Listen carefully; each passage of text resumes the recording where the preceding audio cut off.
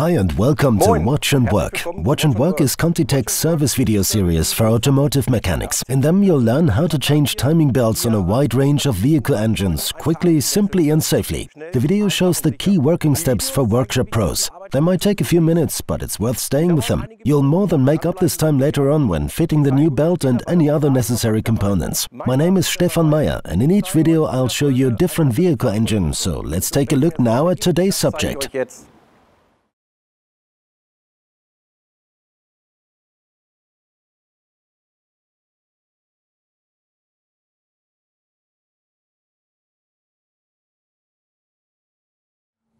Today we'll be dealing with an Opel.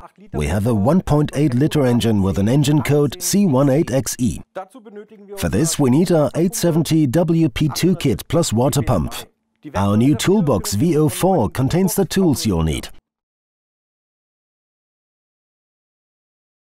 As always, the first thing is to set the timings. To do this, we have to align the crankshaft belt pulley markings and also turn the camshafts to the correct markings.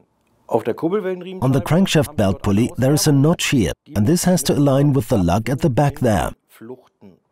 For this, turn the engine slowly in the direction of engine rotation until the two are aligned. Now you need to pay attention. There are two marks on each camshaft sprocket. We have intake, exhaust and exhaust intake. Okay, let's start with this camshaft sprocket. That's our intake side. The notch has to align with the mark at the top. On the other side, the exhaust notch has to align with this mark. Now take the locking tool from toolbox V04. It's important to fit it the right way round, so top faces up. After removing the crankshaft belt pulley, please check this rubber track. This is a damped pulley, so it's important to inspect it all round. Now release the tension on the timing belt at the tension pulley, after which you can remove the belt and the other components.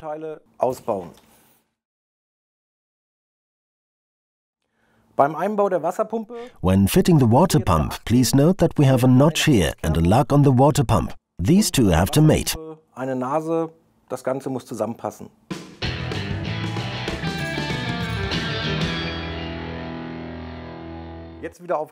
Another important point to note, only use the supplied seal with the water pump. Do not use any additional sealing compound paste. The sealing compound paste can be detached, become lodged in the water pump or block the cooling circuit.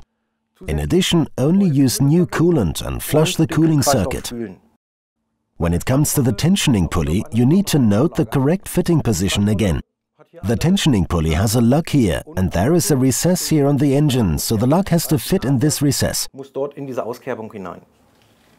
We can now move on to fitting the belt. We start at the crankshaft and follow the drive clockwise. The idler is the last pulley. Care is needed again with the tensioning pulley. We tension counterclockwise at the hexagon socket. Tension the tensioning pulley until the tensioning pulley pointer is aligned with the edge. Don't worry about the fact that the belt is slightly loose here at the top. That's because the camshafts were not under load and have rolled in towards each other. That's why I also can't remove the tool again cleanly at first. But once we turn the engine over, the camshafts move outwards again and the belt is tight again here at the top. You can now remove the camshaft locking tool and turn the engine over twice manually. After turning the engine over twice, please set the timing again. To do so, reinsert the camshaft locking tool and you'll notice that the belt is significantly tighter than before.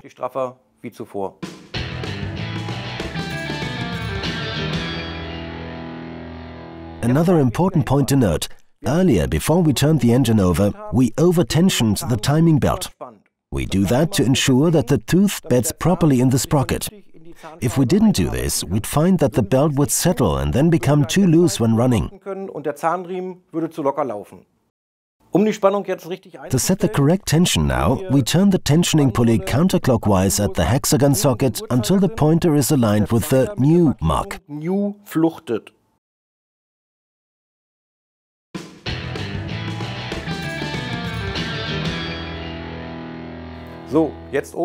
Please note, we tensioned the tensioning pulley counterclockwise.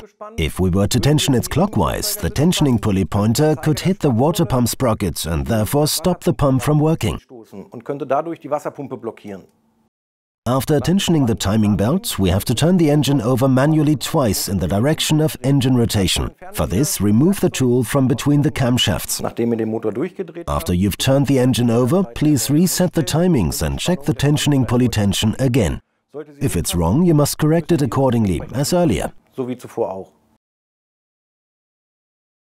Okay, you're almost there. You now just have to complete the engine. Please follow the manufacturer's specifications carefully, especially the torques. Remember, take it gently. Before you let this little babe back on the road, bear our quality stamp in mind. Place our change sticker in a clearly visible location in the engine compartment, so the customer also sees that you've installed quality.